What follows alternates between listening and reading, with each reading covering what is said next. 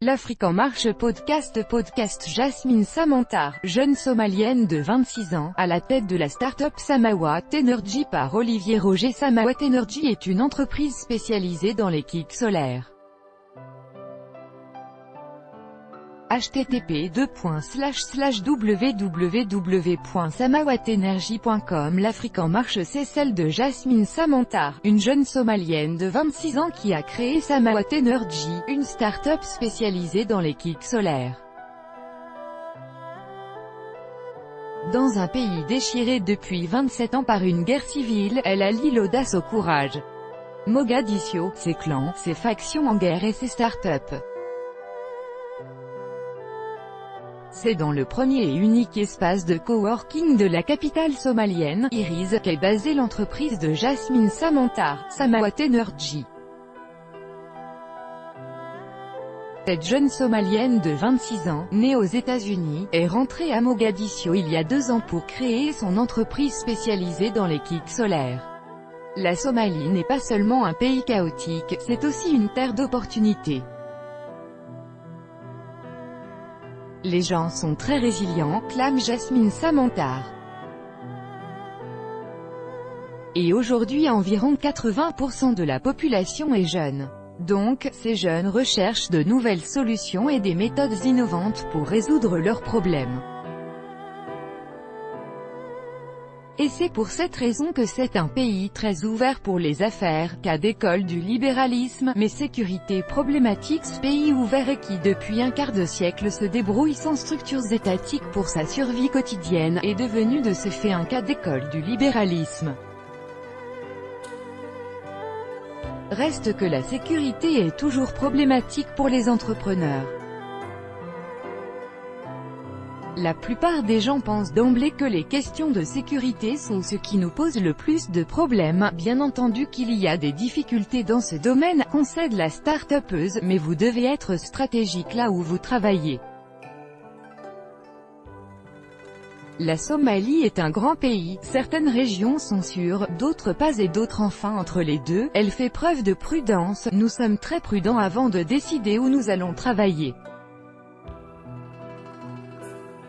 De plus, et je le dis honnêtement, être une jeune femme qui débute rend les choses encore plus difficiles.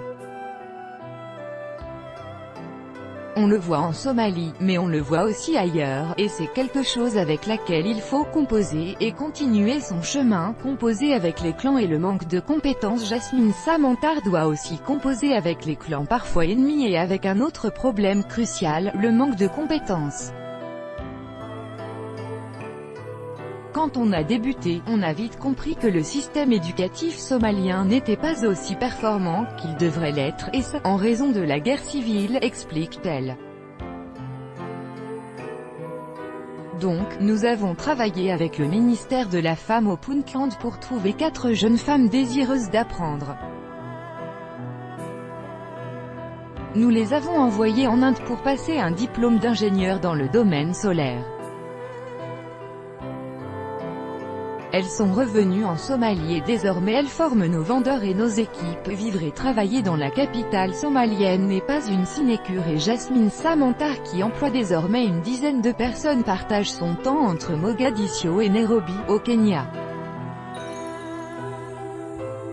Sur le même sujet Afrique Économie Somalie, le Kenya attaque les compagnies de transfert d'argent. En savoir plus Afrique Économie. Le Somaliland se dote d'une loi anti-blanchiment d'argent. En savoir plus Afrique Économie. Lancement d'un programme de pêche au Somaliland et au Puntland. En savoir plus Archive 1, 2, 3.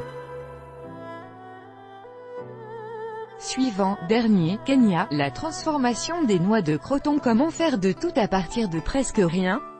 Au Kenya, une start-up a réussi à faire du plus commun des arbres une récolte rentable. Côte d'Ivoire, de délicieuses confitures font saliver les gourmands. L'Afrique en marche mène nos pas à Abidjan où une jeune Ivoirienne, depuis 4 ans, lançait sa propre marque. Karim Sy, champion de l'internet africain, grand invité de l'économie 7. semaine, le grand invité de l'économie RFI Jeune Afrique est Karim Sy, un entrepreneur franco-malien qui a réussi dans les nouvelles technologies. Côte d'Ivoire, une Miss Handicap pour faire évoluer les mentalités. C'est une première en Côte d'Ivoire et c'est le 3e pays du continent après l'Afrique du Sud et le Cameroun. Rencontre entre le Conseil présidentiel pour l'Afrique et une cinquantaine de start-up. C'est l'une des premières actions d'envergure, 9 mois après sa création.